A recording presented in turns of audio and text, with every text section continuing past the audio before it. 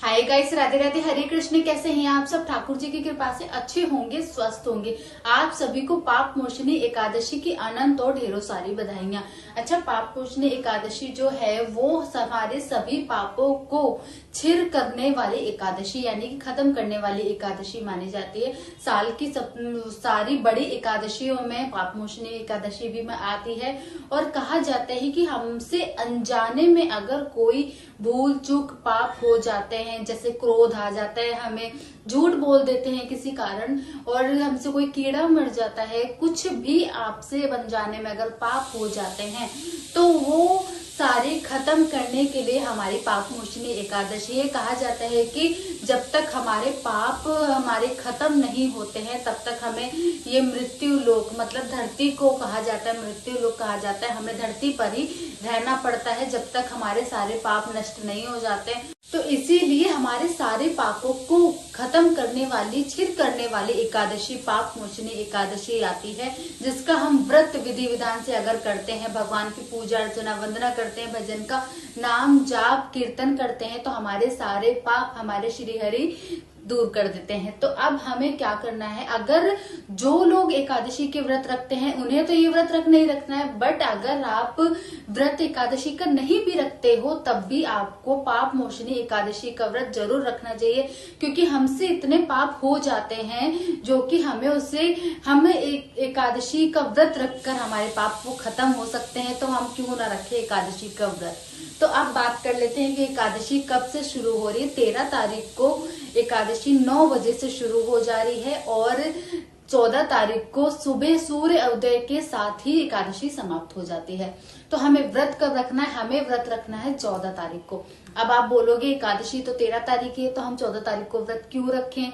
देखिए, 13 तारीख को जो एकादशी पड़ रही है वो दशमी युक्त एकादशी पड़ रही है। कहा जाता है कि जो लोग दशमी युक्त एकादशी का व्रत रखते हैं उससे राक्षसों को बल प्राप्त होता है। कहते हैं कि जो लोग दशमी युक्त एकादशी का व्रत रखते हैं उससे वो राक्षसों की व्रत की श्रेणी में आ जाता है। इसीलिए हमारे शास्त्रों में निषेध बताया गया है दशमी युक्त एकादशी का व्रत रखना। इसीलिए जो एकादशी द्वादशी युक्त पड़ती है हमें वो व्रत करना चाहिए। मैं हर वीडियो में कहती हूँ आपसे कि एकादशी जो है हमें दशमी युक्त एकादशी बिल्कुल भी नहीं करनी चाहिए, भले 2-4 मिनट की पड़े एकादशी, जैसे कि द्वादशी है, और अगर 1-2 मिनट की भी एकादशी पड़ती है द्वादशी तिथि पर तब भी हमें वही व्रत रखना है। अब हमें दशमी युक्त एकादशी अगर पूरे दिन की भी पड़े, अब 13 तारीख को पूरे दिन की एकादशी पड़ रही है, बट हमें वो व्रत नहीं माना जाएगा 13 तारीख को जो हम रखेंगे। हमें व्रत रखना है 14 तारीख को, वही हमारा व्रत सफल होगा और वही व्रत माना जाएगा। अब बात कर लेते हैं कि पाप मोचनी एकादशी पर हमें कैसे पूजा विधि करनी है। देखिए, अब कुछ ही 2-3 दिनों में आने वाली है शरद पूर्णिमा, उसके बाद कार्तिक स्टार्ट हो जाएंगे।